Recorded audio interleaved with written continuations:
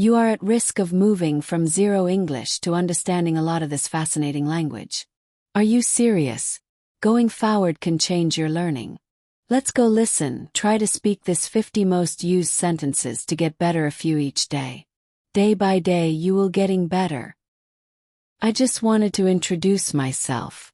I'm Anna and I'm 27 years old. I don't think we've met before. Nice to meet you. It's a pleasure to meet you. That's interesting. It was nice chatting with you. Well, it's getting late. May I speak with John Smith? One moment, please. He's not here. Would you like to leave a message? Thanks for calling. Have no idea. Have no clue. Can't help you there. I've been wondering that too. I've never given it much thought. It doesn't make any difference to me. That's for sure. I agree 100%. That's exactly how I feel. Suppose so. I don't think so. I'm not so sure about that. No way. How wonderful. I'm so sorry to hear that. Are you doing anything Saturday night? Let me check my calendar.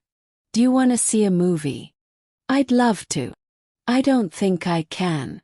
Can I get you something to eat? I'm crazy about soccer.